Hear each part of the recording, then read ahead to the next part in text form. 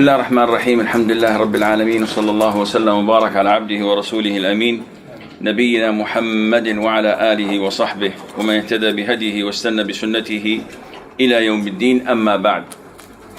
We begin inshallah with the remaining fourth school, which is the school of Al-Imam Ahmad ibn Muhammad ibn Hanbal al-Shaybani. May Allah have mercy on him and on all of the four Imams of the great schools of thought. Now, Imam Ahmad is like all the other Imams, pious, righteous, had a lot of knowledge and a lot. This came down, I don't know when. A lot.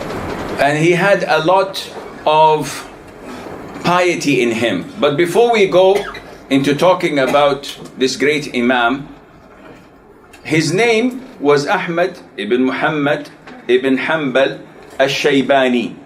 Some of them considered or disputed whether he was an Arab or a non-Arab. But definitely, without any doubt to anyone who knows in lineages, that he was a pure-bred Arab. He, may Allah have mercy on him, was from the tribe of Shayban, and that was in Iraq. He was born there. And as many great of our scholars, he was brought up by his mother. His father died when he was young, and unfortunately, he was brought up as an orphan. He wasn't at all rich, but he wasn't at the same time stone broke. He had just enough. And this is one of the signs of nobility. When a child grows up undistracted by the wealth, by the power, by everything else, he grows up to be more focused. And this is why our children are not focused. They spend so much time on video games, on football, on things that distract them. And when you ask them to memorize a song, they will pick it up in the first time they hear it. But if you give them a chapter of the Quran and ask them to memorize it, they would find it one of the most difficult tasks to do. When was Imam Ahmad born? I told you this before, 164 Hijri, and he died in the year 241. The noticeable thing, subhanallah, maybe this has no significance, but it may draw someone's attention to the fact that he was born in the month of Rabi' al-Awwal. Like who? Like the Prophet alayhi salatu wasalam. And died on the 12th of Rabi' al-Awwal. Like the Prophet alayhi salatu wasalam. So this is a coincidence. It has no significance. Nothing at all, but it is good to know about it. طيب.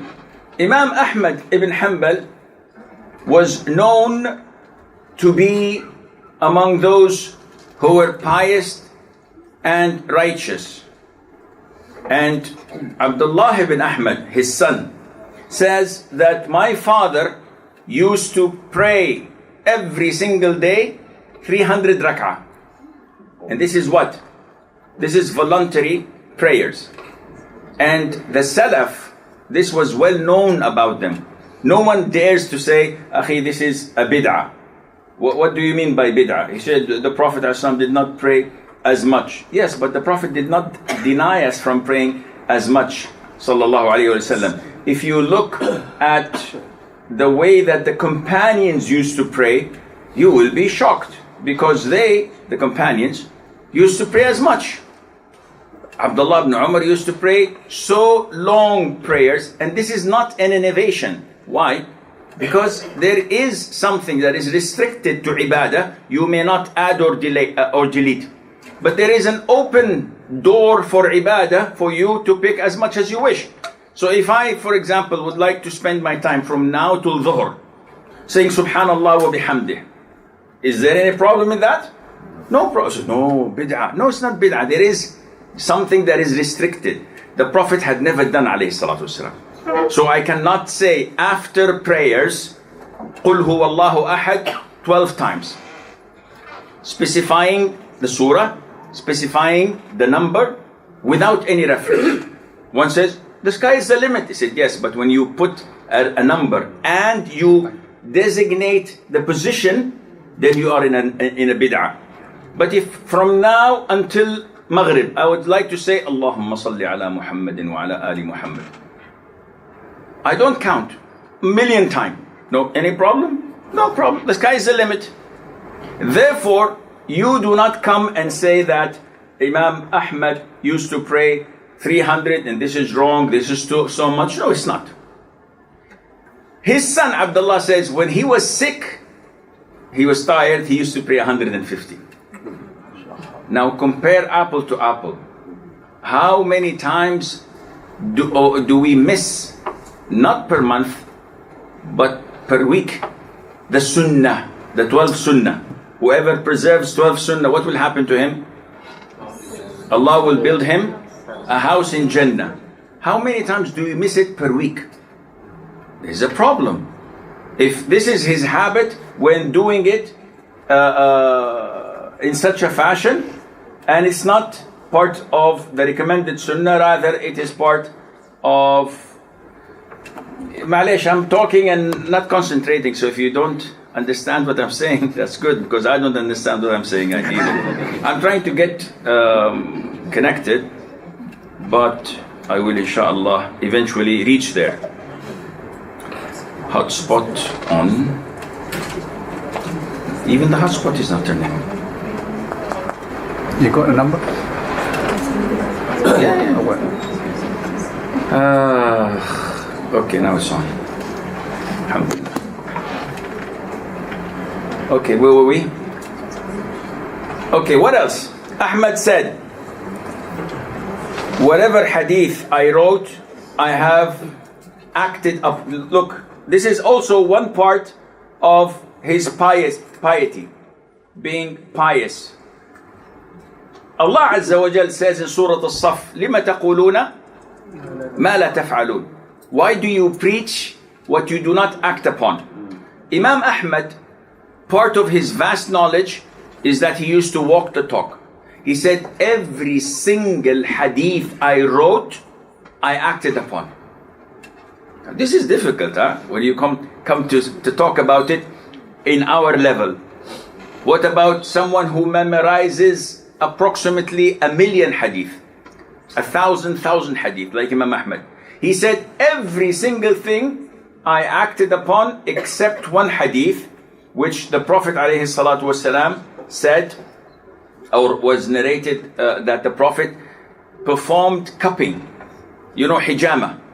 And he gave Abu Taybah, the companion who performed hijama, 1 dinar. So I decided to act upon it. I performed hijama and I gave the man 1 dinar. 1 dinar is equivalent to what you can buy a ram, a sheep. In the hadith, the Prophet gave one of the companions 1 dinar. I told him to go and buy a sheep. So he bought a sheep.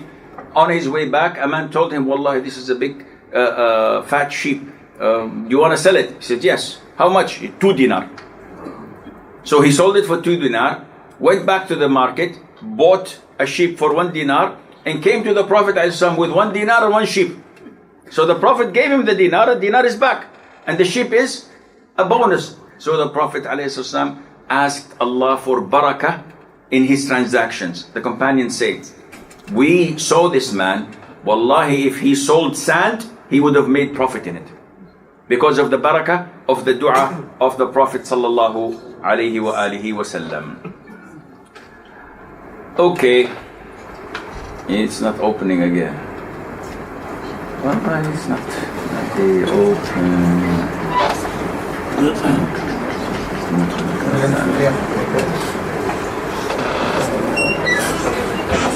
Okay.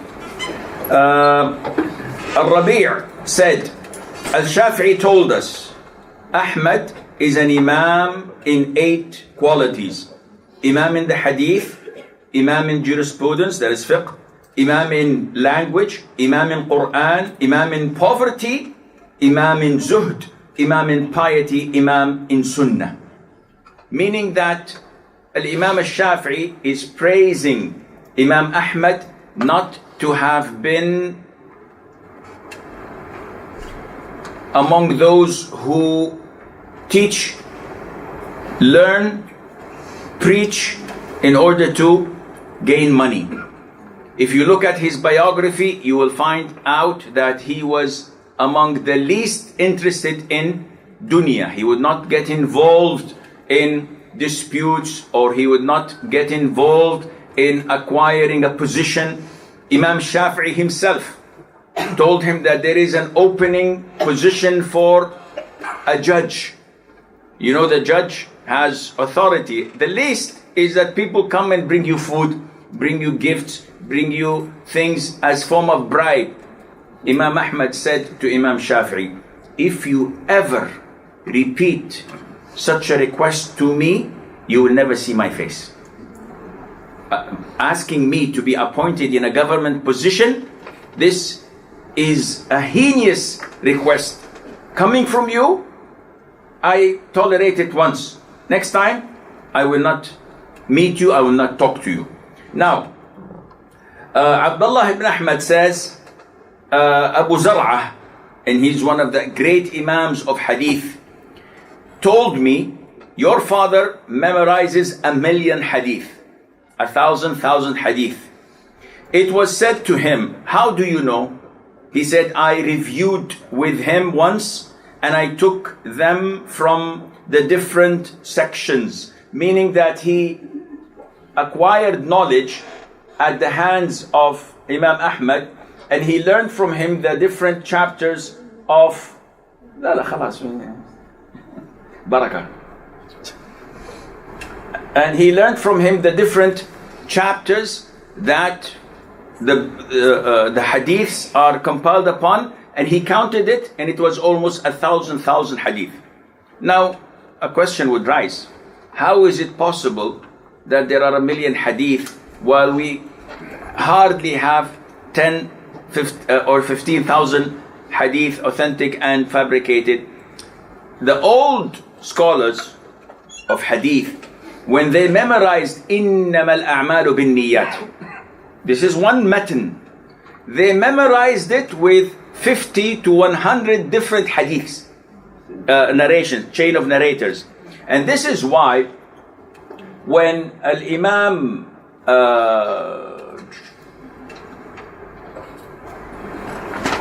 Al-Bukhari came from Bukhara into Baghdad, into Al-Iraq. When he came, they wanted to make a test to him. They said, Wallah, we heard so much about this scholar of Bukhara, and we would like to give a test for him. What did they do? They selected 10 men, and with each man they gave him 10 hadith. So the total of what? 100 hadith. Each hadith has a chain of narrators and a matan, the text itself, but they mixed it up. So they changed this one here, and it's like an aerobic cube. So they changed it, and when the Imam came, he sat. Of course, he was young, but he was an Imam. He wasn't hyper and talking and doing things that he's not supposed to do. So each one of them said, Imam, I have a question about a hadith. Hadith number 1. He gave the chain of narrator with a different sanad, with a different matan. So the Imam said, I don't know this. The second hadith, third hadith, 10th hadith, and every hadith he said, I don't know it. So the man sat, another one stood up, and the same process. And the man just simply says, I don't know it. So the people were disputing, the scholars said, some of them said, Wallah, the guy is smart. He figured it out. But it doesn't show on his face. This is what we call poker face. So it doesn't show. He's not smiling. He doesn't, yeah, I know. No, he's a alim. The others say, no, this guy has nothing. He doesn't have knowledge. After the 10 finished, he said, you through? He said, yes. He said, as for number 1, his first hadith is so and so and so. He repeated the wrong narration. To memorize the good narration is normal, but to memorize it once, though wrong, and he corrected him by fixing this one with that one with this one until he solved it. After that incident, everybody said, Khalas, he is the Imam. We know, we do not dispute, we do not test him. So Imam Ahmad ibn Hanbal memorized 1,000 hadith, and he was older than Imam Bukhari. Imam Bukhari came to Imam Ahmad, just to show you the caliber of Imam Ahmad. Imam Bukhari came to him and showed him the Sahih and told him, this is what I have compiled, and he gave him some advice and some corrections according to his knowledge. May Allah have mercy upon them all. Okay, what else? Abdul Razzaq. Who is Abdul Razzaq? Do we know? See, our problem is that we are limited to different or certain types of books. Musannaf Abdul Razzaq is one of the trusted books of hadith.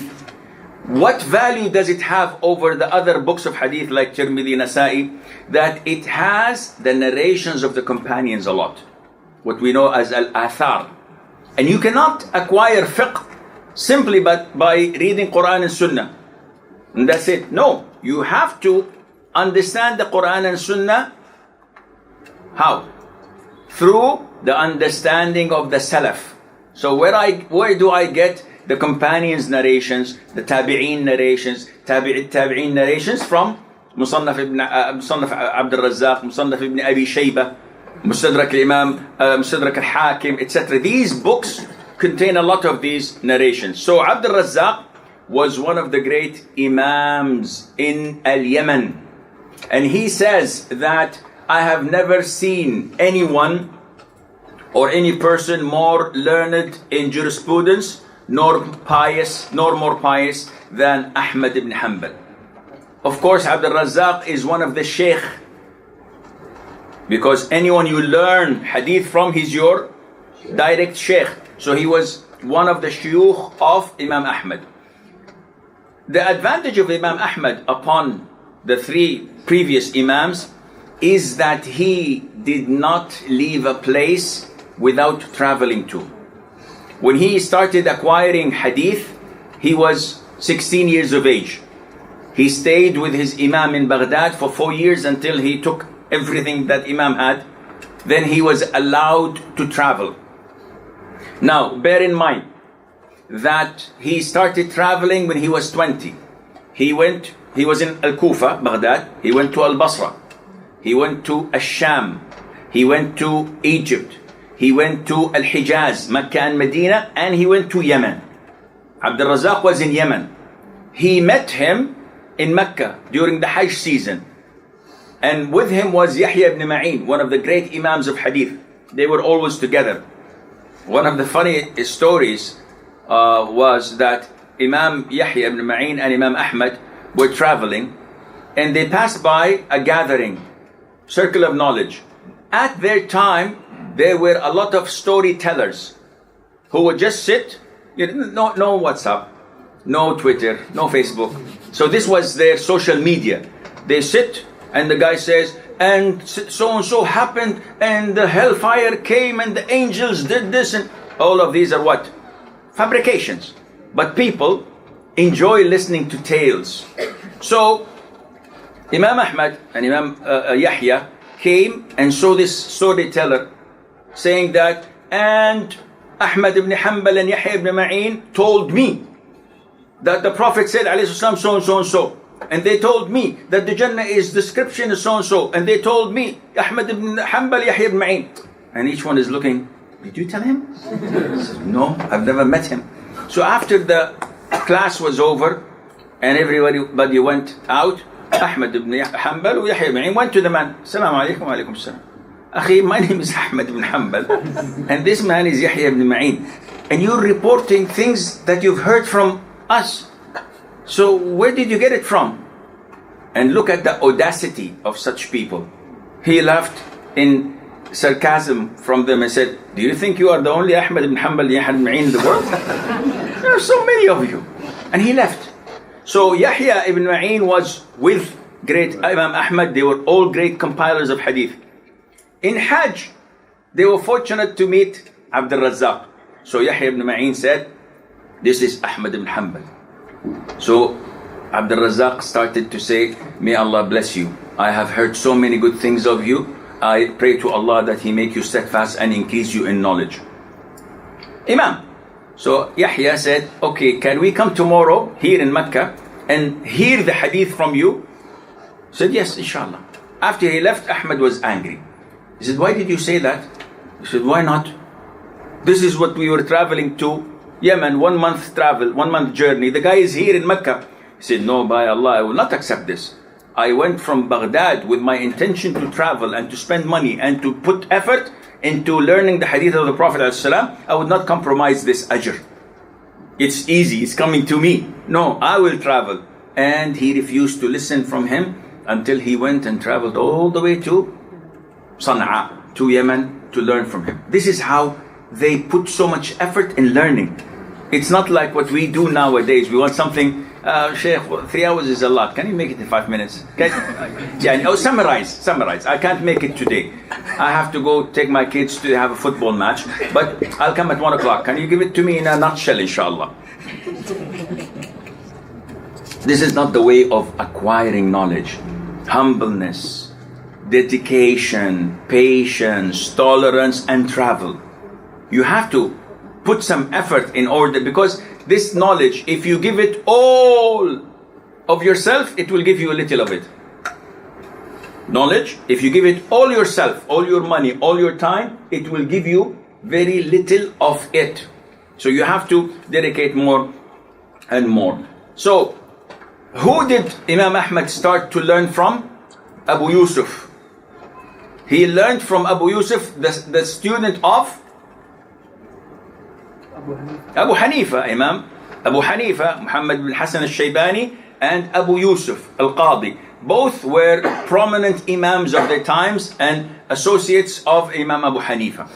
So he began to learn from him. So he took the fiqh of Abu Hanifa, his great friend and contemporary Imam al-Shafi'i, he learned from him, and from Imam Shafi'i, who learned from Imam Malik. So he managed to gather all the fiqh of the previous 3 schools of thought and merge it with his own.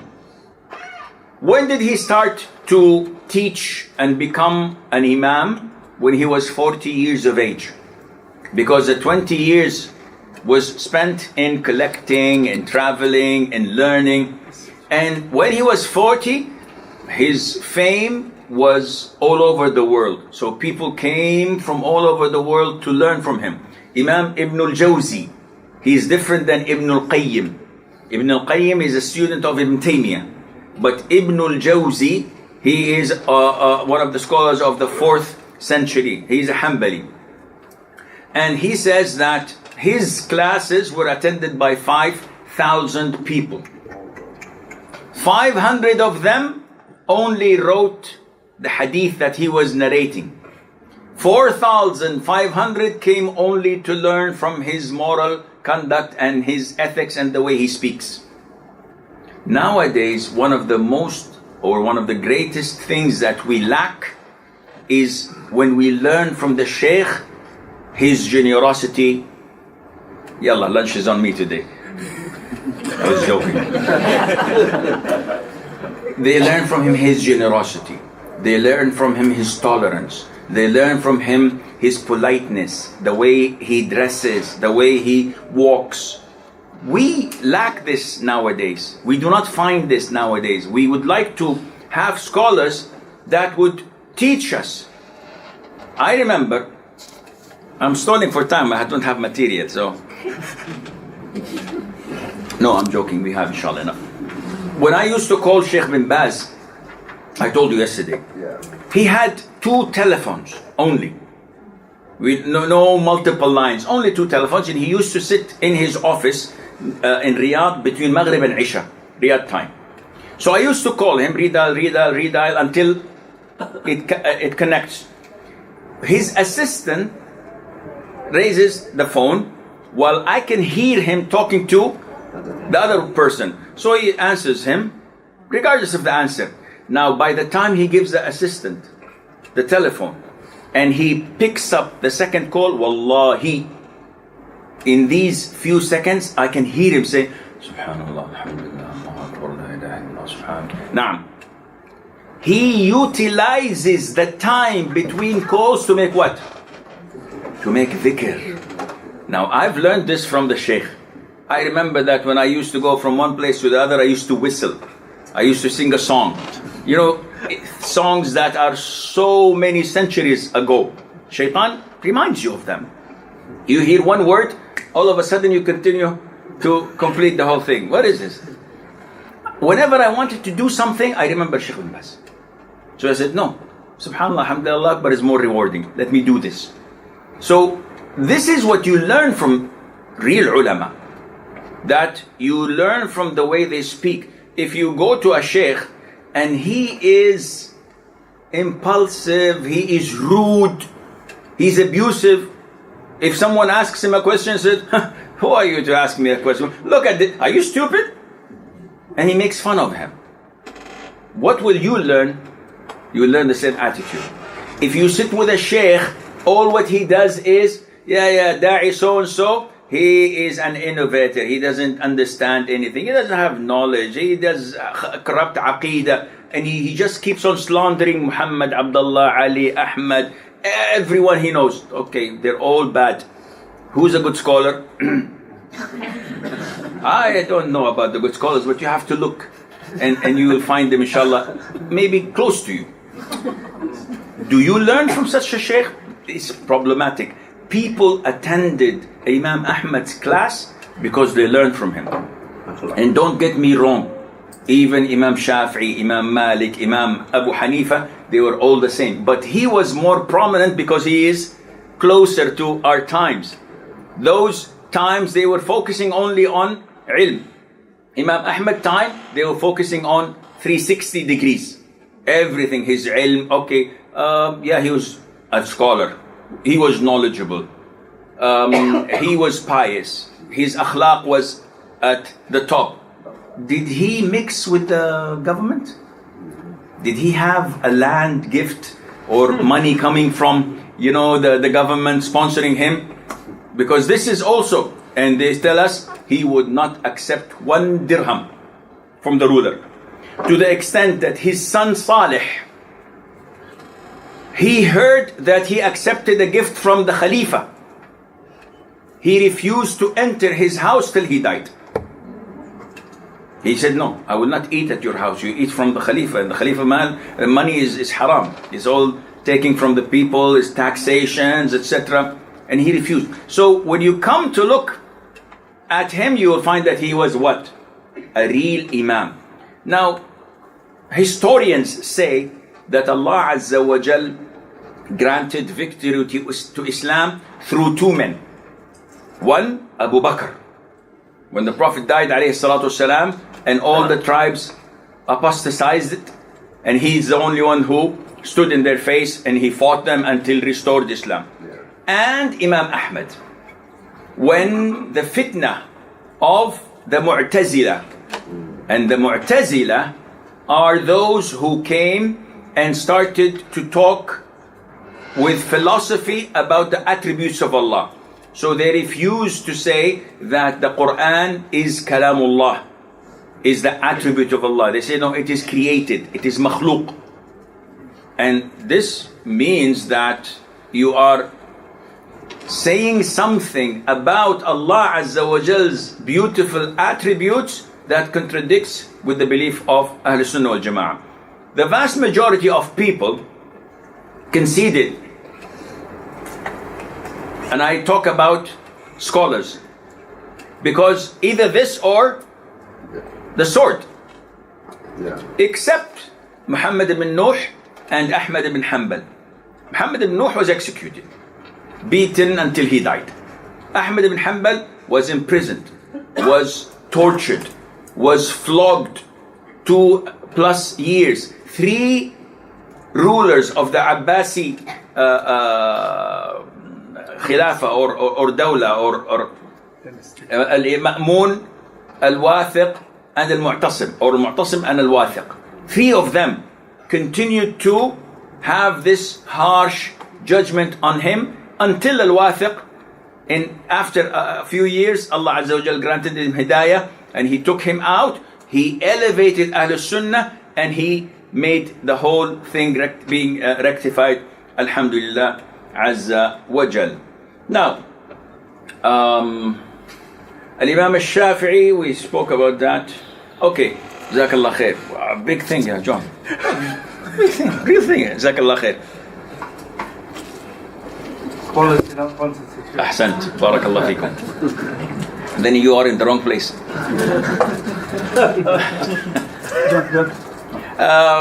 Sit here. No, you can pick my place. No, he's here. This is empty place here. So, Imam al-Shafi'i used to address Imam Ahmad. Look at the humbleness of Imam al-Shafi'i.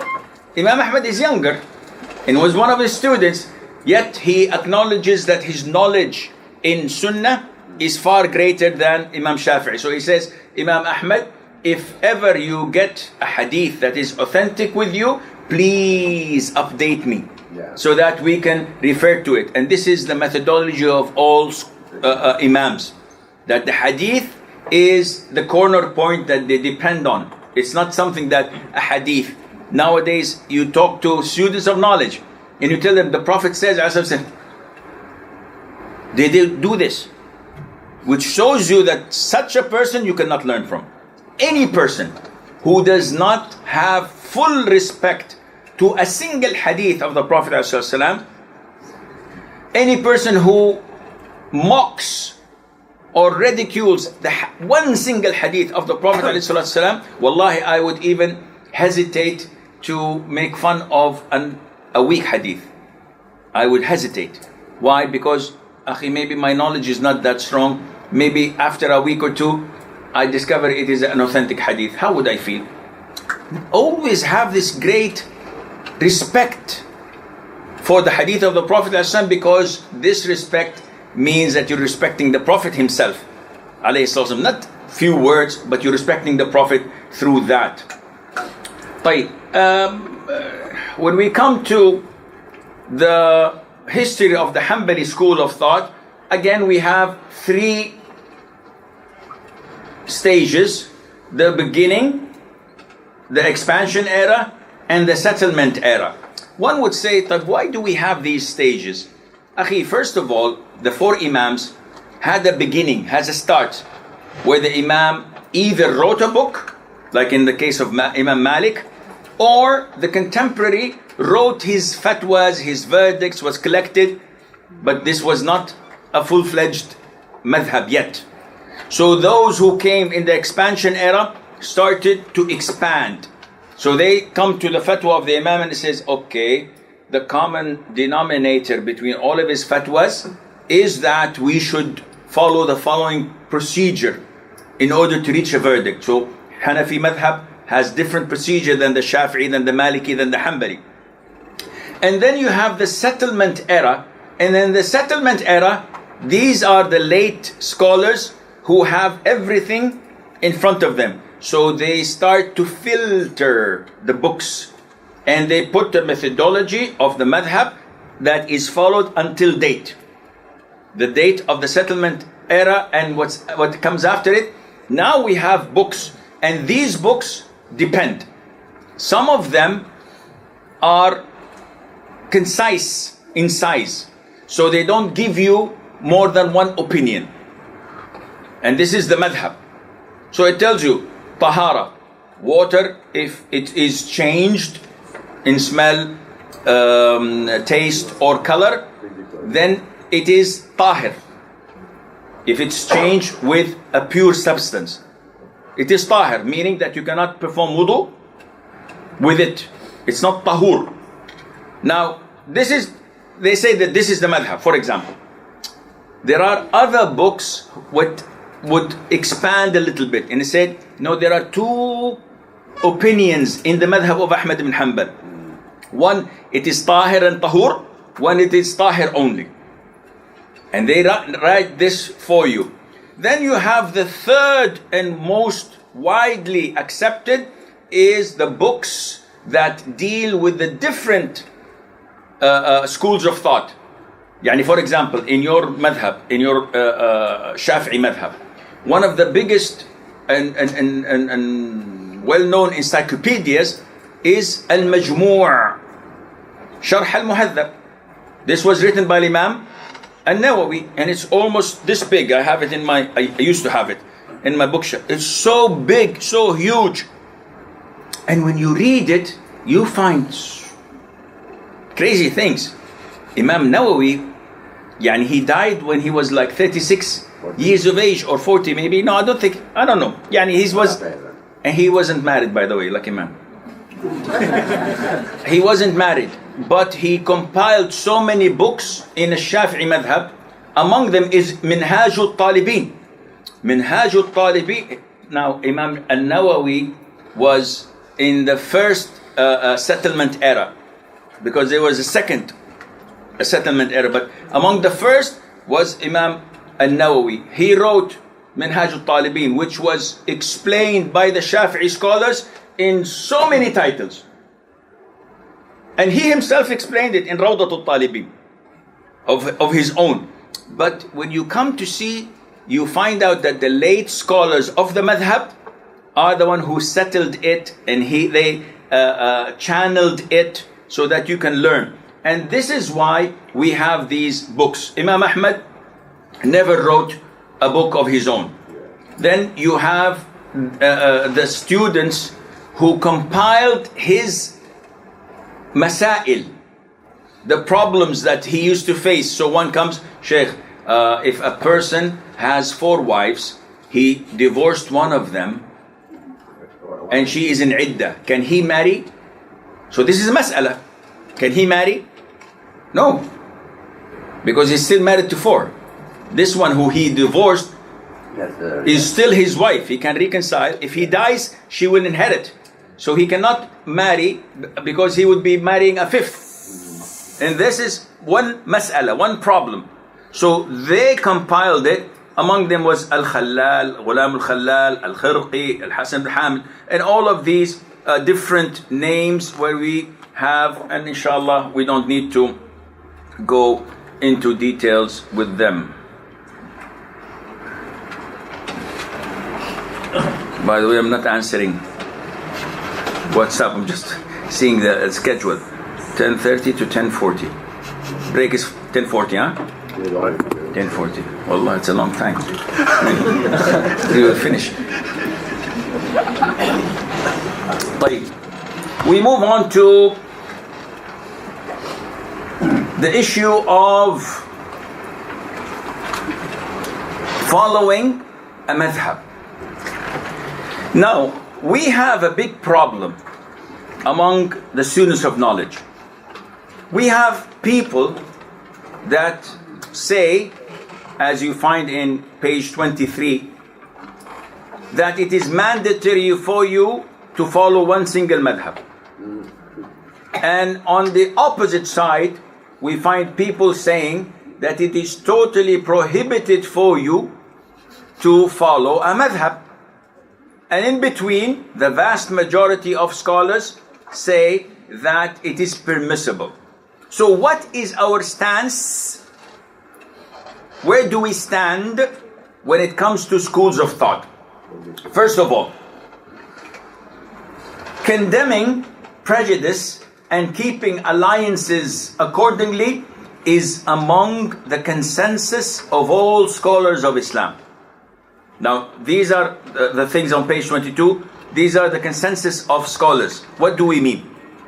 All scholars of all different schools of thought agree that you must not keep allegiance to a person just because he's Hanbali and you're Hanbali. No, this is something that is abhorred. This is something that is not acceptable, because then it is not on the Quran and the Sunnah. I keep my allegiance because wallah, he's a Shafi'i like me, so we are brothers, we have strong and I keep enmity with him because he's a Hanafi. And this was prevailing in the past centuries. In Haram, Mecca, the Masjid al-Haram, they used to have 4 mimbar. One for Shafi'i people to pray, one for Hanafi, one for Maliki, one for Hanbali. Not only that, Hanafis and Shafi'is had long disputes to the extent that it was prohibited to marry from one another. They would not marry, as if it's a different religion. The consensus of scholars is that this is not acceptable. So we have to believe this now. Now, I'm not talking about issues of dispute. I'm talking about the consensus of scholars. Number 2, accepting all 4 schools of thought and accepting its books. Meaning that nowadays when we hear calls from so-called students of knowledge saying that we have to burn all the books of the madhab. Some of them come to a Fath al-Bari of Imam ibn Hafiz ibn Hajar and they burn it. They come to the books of Al-Mughni of Imam ibn Qudama, they burn it. They say this causes drift and confusion among the Muslims. We don't want this. No, this is not true. We accept all 4 schools of thought. And here you can illustrate your knowledge and tolerance. Meaning, I see and believe few things that are mandatory in my opinion. Yet Haj Arif has different opinion. Either he accepts mine or I leave him. No. As long as he's following a book that is authentic, a madhab that is accepted, khalas.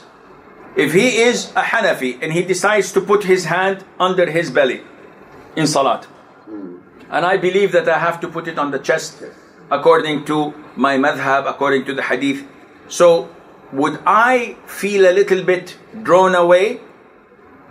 Even if I don't say it, but he doesn't follow this. No, this is his belief. This is his conviction. I had a debate with Abu Amina Bilal Phillips in Birmingham about was it Salat? No, Salat. Yeah, about Salat. He says that whoever abandons Salat is not a kafir. I believe he's a kafir. So would I not eat with him or speak with him because he's different opinion? I had another debate with Abu Osama regarding niqab. I believe that it is a must. So when I see a woman with not wearing the niqab, would I accuse her or would I say she is not worthy? No, she believes in it. She has a belief of her own. I respect that. I would not judge people because of what I believe, unless it's black and white. If I believe that going to soothsayers and fortune tellers is shirk, and one goes there and I say, well, I respect your this is shirk, I don't respect it. But if it's a difference of opinion, a Shafi'i says that if you touch a woman, even if your wife, you make wudu, they lose a lot of water. This is his opinion. The rest of the schools of thought say no. The Prophet used to kiss his wife and goes to prayer without wudu. So I respect, we as part of our knowledge, respect other people's own conviction, providing it falls under what? The 4 schools of thought. But if someone comes, he says, Ya Sheikh, my opinion is that I believe zawajul mut'ah, marriage of mut'ah, is halal. I look in the four schools of thought. No. Ahl Sunnah wal Jama'ah. No. Where did you bring this? I said, a Ja'fari book. Shia. This is zina. So, but I respect you. No, I don't respect you. This is unaccepted. He said, Sheikh, but this is his conviction. He said, this is his conviction in the wrong way. If his conviction is that stealing my money is halal, so I said, okay, I understand. Here's my wallet? No. There are things that are possible to tolerate, and there are things that are unacceptable in Islam completely. So, number 3, the follower can adopt a different opinion if reached the level of ijtihad. And this is an issue that would put us in a dilemma. Why? Now, the issue of ijtihad. What is ijtihad? What is ijtihad? Fatwa? No. Opinion, fatwa is just saying. No. What does ijtihad mean? Ijtihad comes from the Arabic word juhd, which is effort.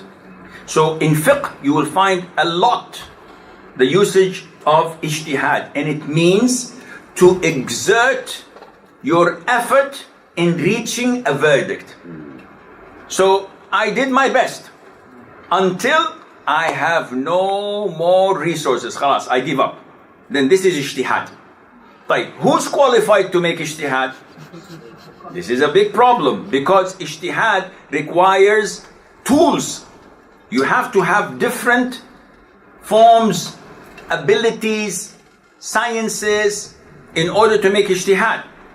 Would I accept someone who is a revert coming and saying to me, Akhi, the tafsir of this ayah is wrong? Oh, where did you find it? He said, I found it in Tafsir ibn Kathir. This is wrong. I said, okay. How do you know? I said, I studied it. He said, MashaAllah. Then let's see, you have ijtihad. He said, of course. Do you know Arabic? He said, no. Do you memorize the Quran? He said, no. Have you done any studies in the sciences of the Quran or in the Sunnah? He said, no, but this doesn't sound logical. He said, sound logical, this is not ijtihad. Rest, please, take a mattress and a pillow, put your head, and sleep. The sleep of a transgressor is ibadah. Sleep, inshallah, Allah will reward you for that, rather than be awake and give us this nonsense of yours. Ijtihad has tools. And this is why scholars say that the type of ijtihad, there are 3, 4, 5, 7, depending on how you classify it. What kind of types are you talking about? There is what is known as mujtahid mutlaq. What is the meaning of mutlaq? He is all around. You know, you have this small Honda. It can go in little roads. You have the bigger Honda. It can go when it's raining. And then you have the 4-wheel drive, a multi-purpose SUV. This goes in rocks, in sands. So Mujtahid al-Mutlaq is the SUV. When you come, you find that he's perfect and fluent, not in Arabic, in the sciences of Arabic. So Nahu wal-Sarf, in al-Bayan, al-Balagha, the whole 9 yards. Okay? When you come to Quran, he doesn't only memorize the Quran. He also knows ulum al-Quran. He knows usul al-tafsir. He knows al-nasikh wal-mansukh, what was abrogated and what was not. And he knows everything regarding the tafsir. When you go to hadith, the guy memorizes the hadith. He knows it. He's gone through it. So many of the students of knowledge, when you tell them about Sahih al-Bukhari, said, never read it. But I know how to search. He's got the computer like myself. Without computer, I'm nothing. Huh? If I needed to know hadith, I just Google it or search for it. I find it. It says Bukhari, Muslim. It is Sahih. It's authentic. Did you see it in Bukhari? I said, no, but my laptop says it's okay. And this is wrong. A Mujtahid al-Mutlaq knows this because he explained it, he interpreted it, he memorized it. When you come to fiqh, the guy doesn't study only one madhab. He studied all four madhabs, and he know the ins and outs, and why did they make the mistake, and why did they say other than what the other schools of thought said. So he has comprehensive knowledge. This man does not require to pick up the phone and ask the sheikh, what's the ruling on so and so? Because he is the sheikh. He is fully equipped to learn from the Quran and the Sunnah.